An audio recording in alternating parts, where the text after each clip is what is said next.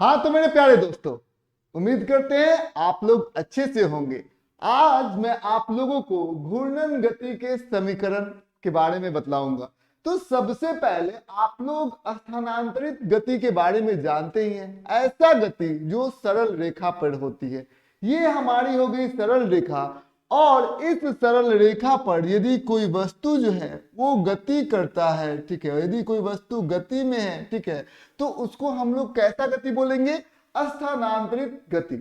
लेकिन हम लोग ऐसे स्थानांतरित गति के बारे में बात करने वाले हैं जिसका त्वरण जो होगा वो नियतांक होगा, वो कांस्टेंट होगा। ठीक है, समझ में आ गया।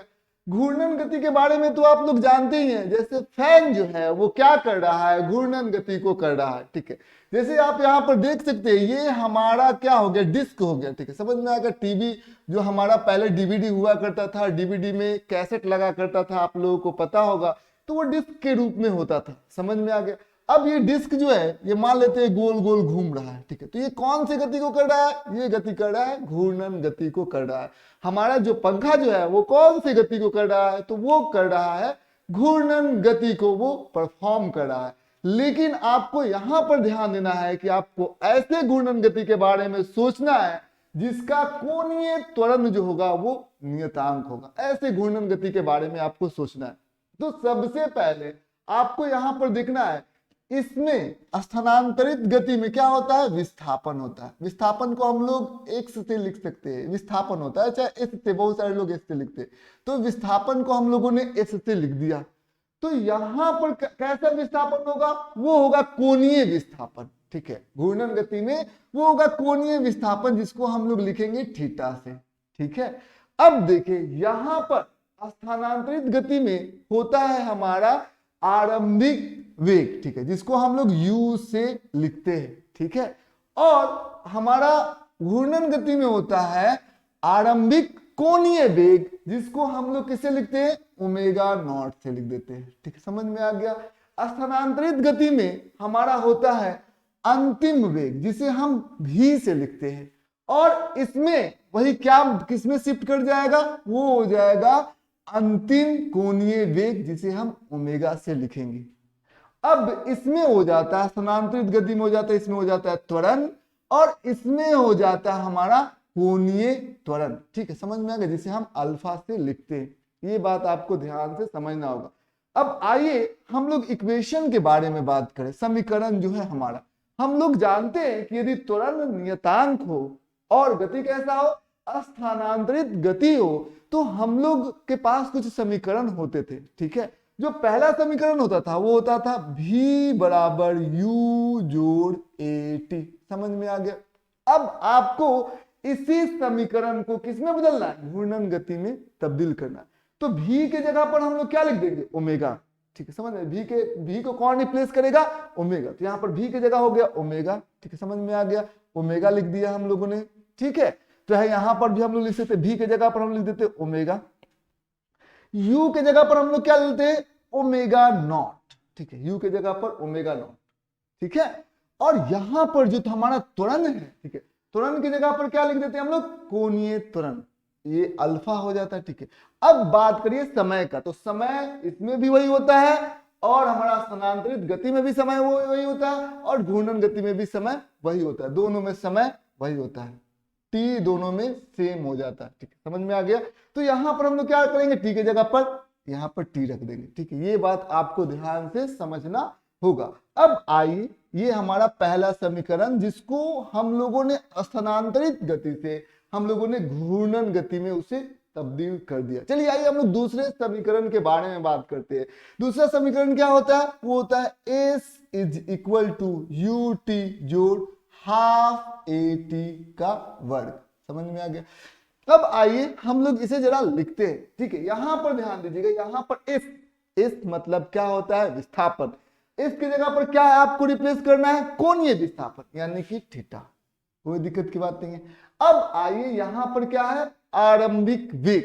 ठीक है, तो आरंभिक वेग की जगह पर क्या हो जाएगा? आरंभिक कोणीय वेग ओमेगा नॉट। ठीक है, टी दोनों में सेम होगा, इसमें भी टी सेम होगा।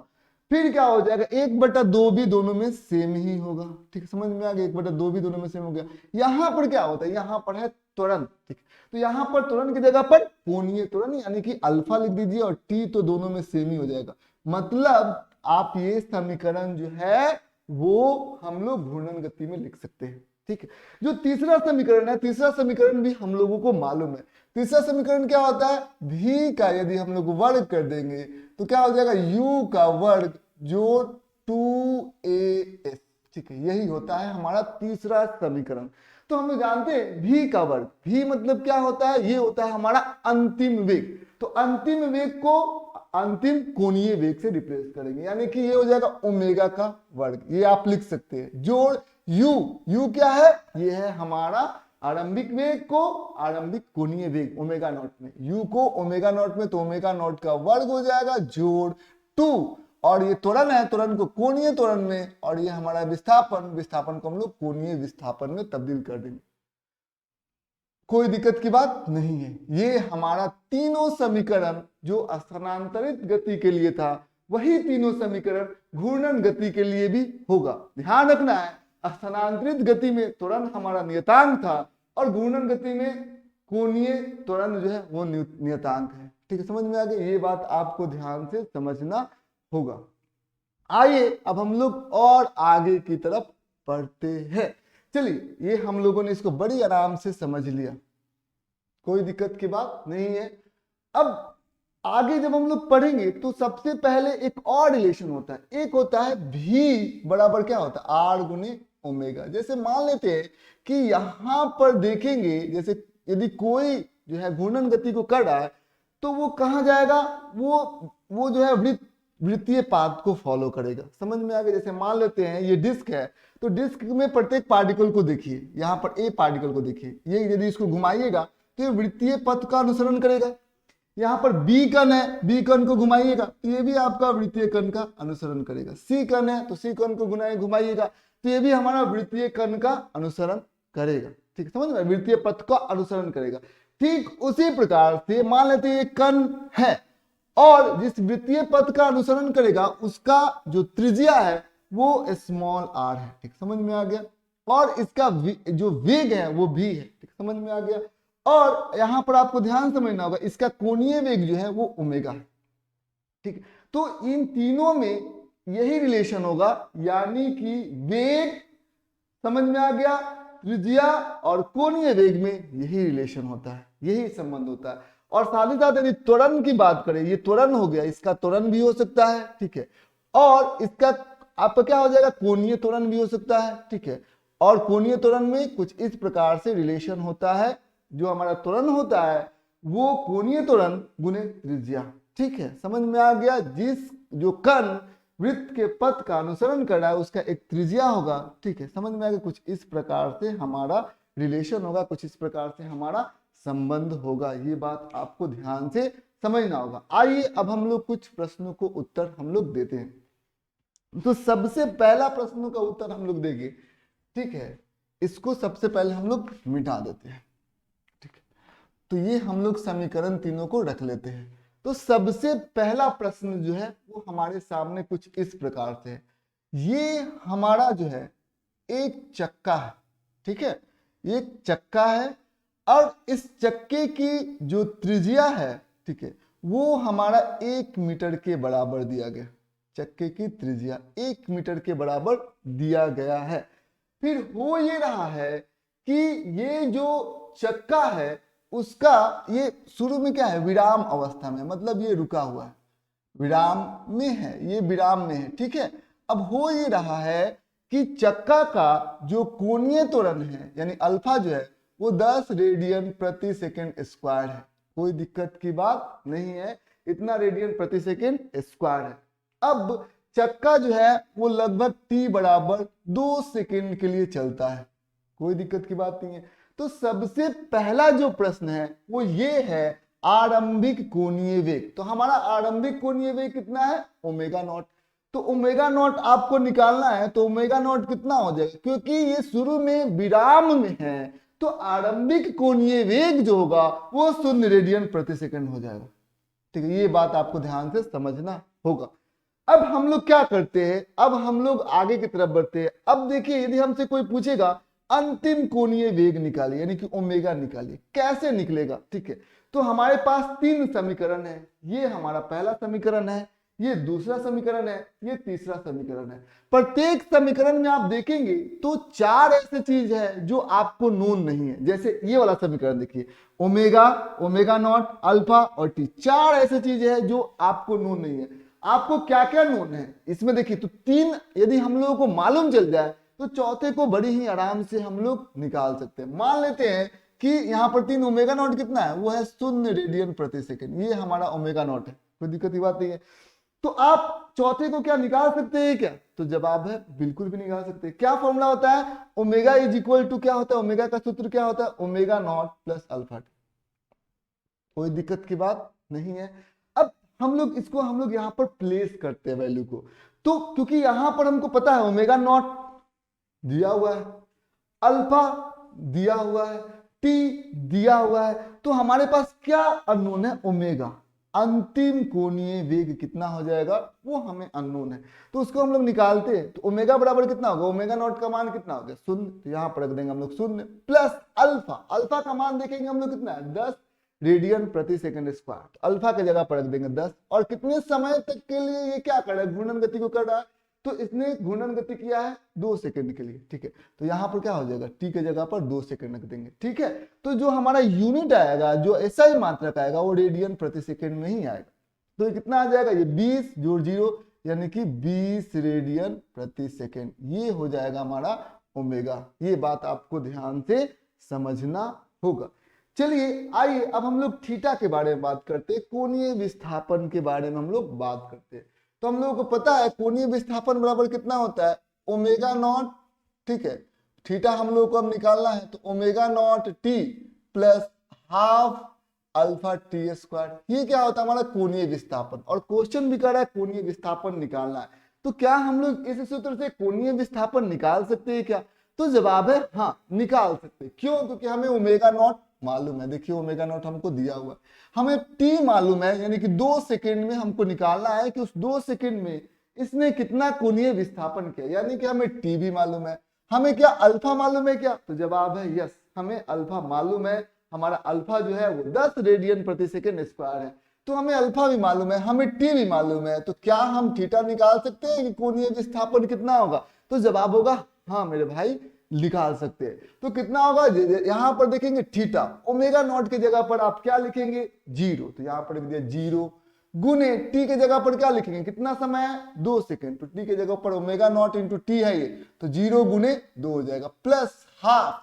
अल्फा की जगह पर आप क्या लिखेंगे? अल्फा जो है वो 10 रेडियन प्रति सेकंड स्क्वायर है, तो 10 लिख देंगे गुने यहाँ पर टी। देखिए टी अगेन 2 सेकंड है, तो टी का वर्ग, यानी कि टी का वर्ग मतलब क्या? टी गुने टी। तो यहाँ पर एक्चुअल में क्या है? टी का वर्ग मतलब टी गुने टी, यानी कि 2 गुने 2 करेंगे। 2 का वर्ग करिए चाहे 2 गुने 2 करिए। ठीक है, समझ में आ गया? तो आइए अब हम लोग इसको देखते हैं। ये 2 से 2 कट गया, फिर थीटा बराबर कितना आ जाएगा? वो आएगा हमारा 20 रेडियन के बराबर आ जाएगा। ये 0 हो जाएगा और ये हमारा 20 रेडियन के बराबर आ जाएगा। ये बात आपको ध्यान से समझना होगा। ठीक है, तो समझ में आ गया। हम लोगों ने ये थीटा भी कैलकुलेट कर लिया। अब कोई क्वेश्चन आपसे पूछे, ठीक है, कोई क्वेश्चन आप यहां पर देख सकते हैं, जब ओमेगा, ठीक है, ओमेगा कितना है? टी बराबर 2 सेकेंड पर, यानी कि टी जब 2 सेकेंड होगा, ठीक है, टी जब 2 सेकेंड होगा, तो यहां पर कण है, एक कण है ए। ठीक है, समझ में आ गया? एक कण ए है, इसका हम लोगों को वेग निकाल। टी बराबर 2 सेकेंड पर ए बिंदु पर कण का वेग निकालना है। तो कण का वेग निकालना है, कैसे निकालेंगे? ए बिंदु पर जो स्थित कण है उसका वेग कैसे निकालेंगे? तो हमें मालूम है सूत्र, हमें ये सूत्र मालूम है, v बराबर आर ओमेगा। ये तो होता है, ठीक, समझ में आ गया? तो हमें 2 सेकेंड पर ओमेगा का मान मालूम है 20 रेडियन प्रति सेकंड। ठीक, तो हमें ओमेगा मालूम है, ठीक है, और हमें मालूम है कि ये जो कण गोल गोल घूम रहा है, तो गोल गोल घूम रहा है, तो इसकी जो त्रिज्या है, ठीक है, यहां पर ध्यान दीजिएगा, ये केवल घूर्णन गति को कर रहा है, तो इसकी जो त्रिज्या है वो कितना है? हमारा 1 मीटर के बराबर है इसकी त्रिज्या। समझ में आ गया? इसकी त्रिज्या 1 मीटर के बराबर है। तो यहां पर r की जगह पर 1 हो जाएगा, ठीक है, 1 हो जाएगा, और t बराबर 2 सेकेंड पर जो कोणीय वेग है वो 20 है, तो r तो 1 रहेगा इस कण का, ये घूमेगा, इसका त्रिज्या नहीं बदलेगा, लेकिन इसका कोणीय वेग बदलते चला जाएगा। ठीक है, समझ में आ गया, अलग अलग समय पर देखेंगे इसका कोणीय वेग बदलेगा। समझ में आ गया, तो ये चीजें आपको ध्यान समझना होगा। ये कितना करेंगे, ओमेगा बराबर कितना है यहाँ पर 20 हो गया, तो ये हमारा हो जाएगा v, तो v बराबर 20 मीटर प्रति सेकंड हो जाएगा। ठीक है, ये चीजें आपको ध्यान से समझना होगा। इस कण का जो वेग होगा, रेखीय वेग होगा, वो 20 मीटर प्रति सेकंड के बराबर हो जाएगा। यदि हम इस कण का एक बात करेंगे, त्वरण निकालना चाहे कि आखिर इस कण का, एक कण का त्वरण कितना हो जाएगा, ठीक है, रेखीय त्वरण, तो a बराबर क्या होता है, r गुने अल्फा, तो एक कण का जो त्रिज्या होगा वो कितना हो जाएगा, वो तो 1 मीटर के बराबर हो जाएगा, वो हो गया 1। आप यहां पर देख सकते हैं कि यहां पर जो आपका कोणीय त्वरण है वो नियतांक है, और तभी आप ये फॉर्मूला लगा रहे हैं। यदि कोणीय त्वरण नियतांक नहीं रहता तो ये जितना भी फॉर्मूला आपने तीनों फॉर्मूला लिया हुआ है, ये वाला, ये वाला और ये वाला, वो नहीं लगता। कंडीशन क्या होना चाहिए, कोणीय त्वरण नियतांक। तो इस वाले केस में हमारा जो ए बिंदु का त्रिज्या कितना है, 1 मीटर है, और साथ ही साथ अल्फा कितना है, 10 है, वो बदलेगा नहीं, उसमें कोई भी समय लेंगे अल्फा वही का वही रहेगा, क्योंकि नियतांक आपको रखना पड़ेगा कोणीय त्वरण को, तभी आप सूत्र लगा सकते हैं, वरना आप सूत्र नहीं लगा सकते। तो कितना हो जाएगा, ए बराबर आप देखेंगे 10 मीटर प्रति सेकंड स्क्वायर हो जाएगा। ठीक है, समझ में आ गया, यानी कि इस बिंदु का जो 2 सेकंड पर, ठीक है, 2 सेकंड पर जो रेखीय वेग है वो 20 मीटर प्रति सेकंड स्क्वायर, 20 मीटर प्रति सेकंड है, और जो कि समय कुछ भी रहे, क्योंकि अल्फा नहीं बदल रहा है, तो आपका जो त्वरण है, रेखीय त्वरण, वो भी नहीं बदलेगा, रेखीय त्वरण भी 10 मीटर प्रति सेकंड स्क्वायर के बराबर हो जाएगा। कोई दिक्कत की बात नहीं है। आइए अब हम लोग आगे की तरफ बढ़ते हैं। ठीक है,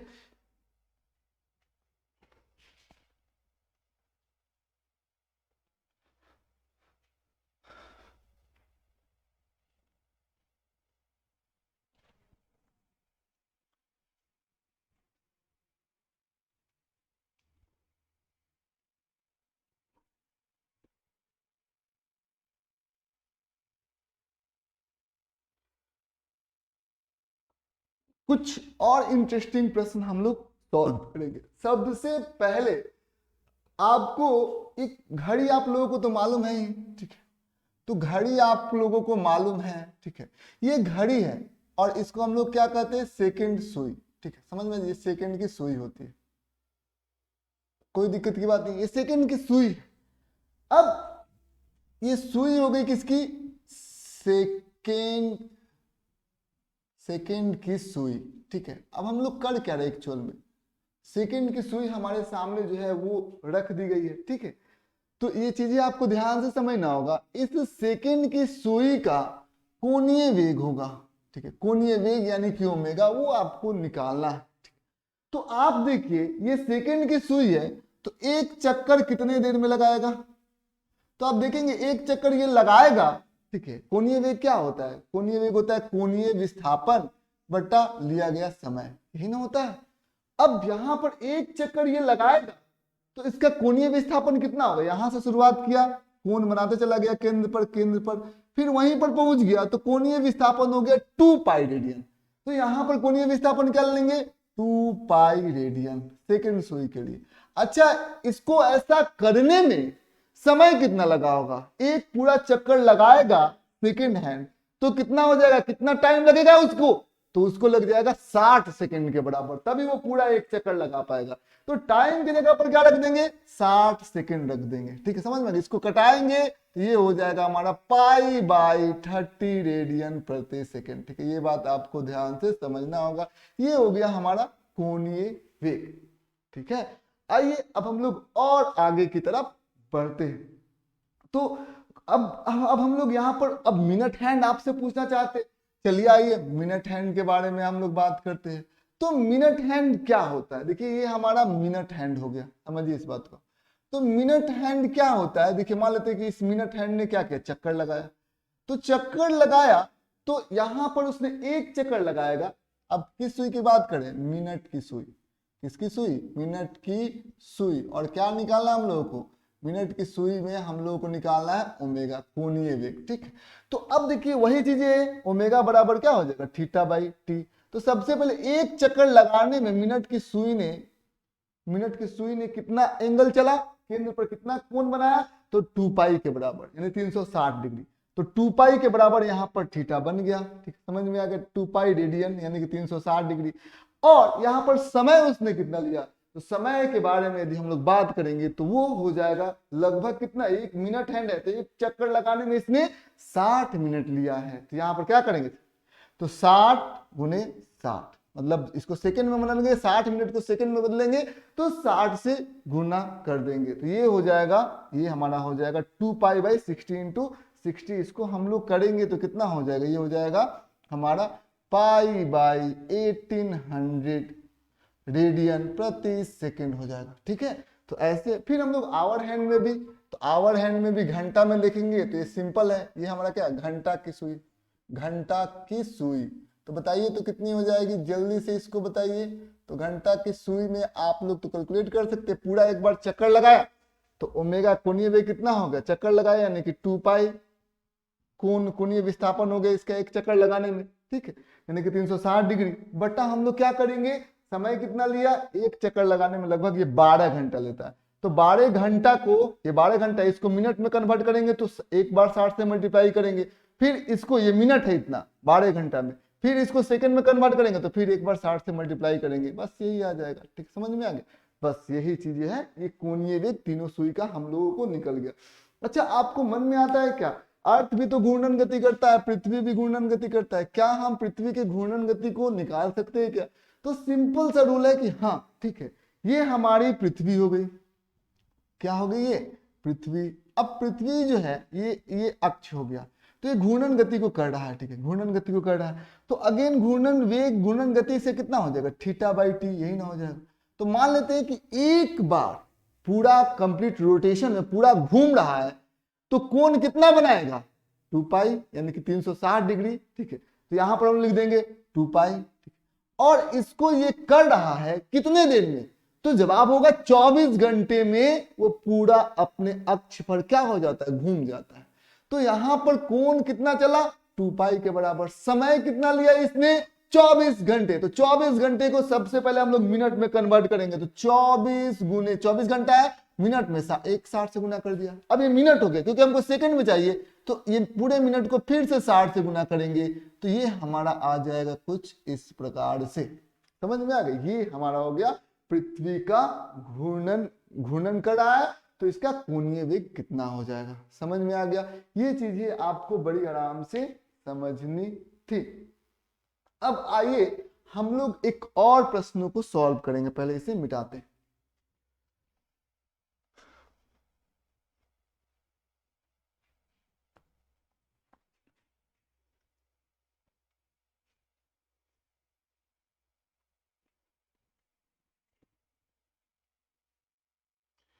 एक और प्रश्न आपके सामने हम रखते हैं। सबसे पहले यहां पर एक फैन है, पंखा। तो पंखा आप लोग जानते हैं, गर्मी का मौसम अभी चल रहा है। ठीक है, तो पंखा तो आपको मालूम है। तो पंखा जो है वो क्या कर रहा है, 600 चक्कर लगा रहा है, मतलब गोल गोल घूम रहा है, चक्कर प्रति मिनट, 600 चक्कर प्रति मिनट ये पंखा हमारा कर रहा है। ठीक है, ये हो गया। अब ये 600 और ये जो है मान लेते हैं 60 चक्कर के बाद रुक जाता है। कितने चक्कर के बाद, तो 60 चक्कर के बाद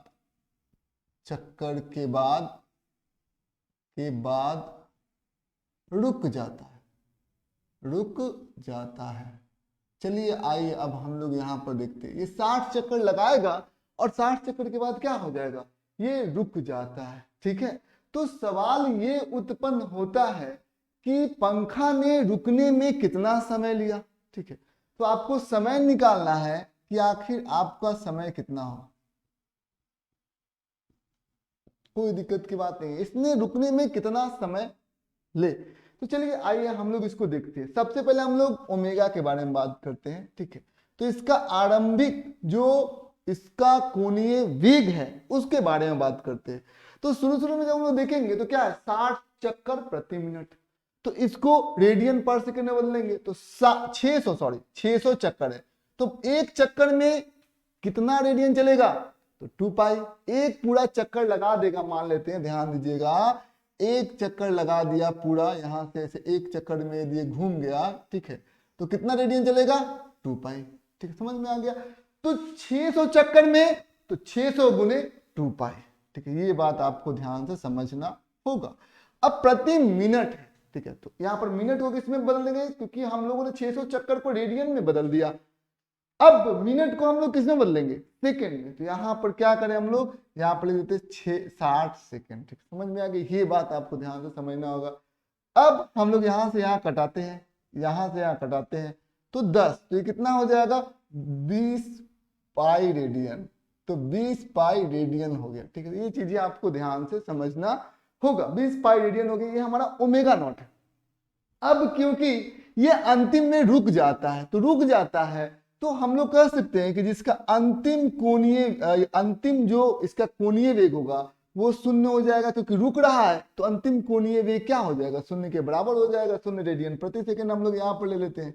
फिर हो क्या रहा है, कोणीय विस्थापन इसका कितना होगा, तो थीटा हम लोग निकाल सकते हैं, क्योंकि इसने चक्कर कितने लगाए हैं, चक्कर लगाए इसने 60 चक्कर के बाद रुक रहा है। ठीक है, समझ में आ गया। आरंभ में ये 600 चक्कर प्रति मिनट लगा रहा था, लेकिन 60 ही चक्कर में ये रुक गया है। ठीक है, तो कोणीय विस्थापन कितना, एक चक्कर में कितना, 2 पाई एंगल चलेगा। तो 60 चक्कर में 60 गुने 2 पाई जो है यहाँ पर एंगल जो है वो चलेगा, 60 गुने 2 पाई रेडियन। तो अब यहाँ पर देख सकते हैं, आरंभिक पता है, अंतिम पता है और थीटा पता है। तो हम लोग को क्या निकालना है, समय निकालना है। ठीक है, समझ में आ गया। तो ये इस चीज को हम लोगों को समझना होगा। तो हम लोग इसे कैसे निकाल सकते हैं, ये बात आपको ध्यान से समझना होगा। तो हम लोगों को एक सूत्र मालूम चल रहा है, देखिए, ओमेगा का वर्ग is equal to omega naught का वर्ग प्लस 2 अल्फा थीटा। ये तो हमें सूत्र पहले से मालूम ही है। ठीक है, तो इस सूत्र का हम लोग यहाँ पर इस्तेमाल करें, क्यों, क्योंकि हमें ओमेगा ओमेगा नॉट और थीटा दिया हुआ है, ये और ये तीनों पता है, हमें अल्फा नहीं मालूम है। तो हम लोग इसीलिए हम लोग ये फॉर्मूला निकालते हैं। तो ओमेगा कितना है, ये 0, तो सबसे पहले हम लोग क्या करेंगे, 0 का वर्ग कर देंगे। 0 का वर्ग कर दिया, ओमेगा नॉट का वर्ग, ओमेगा नॉट कितना है, ये है हमारा 20 पाई। तो हम लोग क्या करेंगे, 20 पाई का वर्ग कर देंगे। ठीक है, 20 पाई का हम लोगों ने क्या कर दिया, वर्ग कर दिया, जोड़ 2 अल्फा। अल्फा हम लोगों को नहीं मालूम है, इसका कोणीय त्वरण क्या होगा हमें नहीं मालूम है। थीटा हम लोगों को मालूम है, थीटा कितना है, देखिए, तो थीटा हम लोगों को मालूम है, ये कितना हो जाएगा, दोनों को गुना करेंगे तो हो जाएगा हमारा 120 पाई, यही होगा। तो 2 अल्फा गुने 120 पाई। ठीक है, ये हो गया हमारा। तो ये क्या हो जाएगा, 0, ये कितना हो जाएगा, 20 पाई गुने 20 पाई। ठीक है, ये बात आपको ध्यान समझना होगा। प्लस इन दोनों को गुना करेंगे तो 2 4 0 पाई अल्फा, ये चीज आपको ध्यान समझना होगा। इसको हम लोग इधर लेके आते हैं, तो माइनस 20 पाई गुने 20 पाई। ठीक है, ये चीजें आपको ध्यान समझना होगा। 240 पाई अल्फा, यही हो जाएगा। इसको हम लोग इधर लेके आए, तो ये धनात्मक है तो ऋणात्मक हो जाएगा। अब हम लोग इसे कटाते हैं। ठीक है, तो यहाँ पर हम लोग अल्फा यदि हम लोग निकालेंगे तो माइनस 20 पाई गुने 20 पाई। ठीक है, और बटा ये 240 पाई नीचे आ जाएगा, तो बस यहाँ पर 240 पाई हम लोग कर देंगे। तो पाई से पाई कट जाएगा, 2 से ये कट जाएगा। ठीक है, ये कट जाएगा हमारा 12, 4 में जाइएगा तो 5 और 4 3 12। ठीक है, समझ में आ गया। तो ये क्या हो जाएगा, -5 पाई बाई 3। तो अल्फा की जगह पर हम लोग क्या लिख देंगे, -5 बाई 3। ये ऋणात्मक क्यों आया, ये निगेटिव क्यों आया, निगेटिव ये इसलिए आया क्योंकि आप यहाँ पर देख रहे हैं कि शुरुआत में 600 चक्कर प्रति मिनट था और वो क्या हो रहा है, वो विराम अवस्था में आ जा रहा है, रुक जा रहा है, मतलब उसका कोणीय वेग घट रहा है, तब ना ऐसा हो रहा है। तो ये इसीलिए जो त्वरण है वो ऋणात्मक हो जाएगा। ऐसा त्वरण, ऐसा कोणीय त्वरण जो कोणीय वेग को कम करे वो ऋणात्मक होगा, और ऐसा कोणीय त्वरण जो कोणीय वेग को बढ़ाए वो धनात्मक हो जाएगा। समझ में आ गया। तो ये हो गया। तो हम लोगों को तो ये अल्फा निकला, हमें निकालना क्या है, समय। तो समय निकालना है, तो इस सूत्र से हमें अल्फा निकल गया। तो हम लोग क्या करेंगे, एक फॉर्मूला होता है omega is equal to omega naught plus alpha T, इसका हम लोग यूज करेंगे। तो डायरेक्ट हम लोगों ने ये वाला फॉर्मूला क्यों नहीं यूज कर लिया था, अल्फा क्यों निकाला? तो अल्फा इसके पीछे एक कारण है, कारण ये है कि आपको ओमेगा पता था, ओमेगा नॉट पता था, अल्फा पता ही नहीं था, तो समय कहां से निकाल पाइएगा, दो दो अननोन था। तो पहले हम लोगों ने क्या किया, अल्फा निकाल लिया, अब हमको अल्फा नोन है, तो अब हम समय भी निकाल लेंगे। तो हमारा ओमेगा कितना है, ओमेगा है 0, ओमेगा नॉट कितना है, ओमेगा नॉट 20 पाई, यहां पर हम लिख देंगे 20 पाई, ठीक है।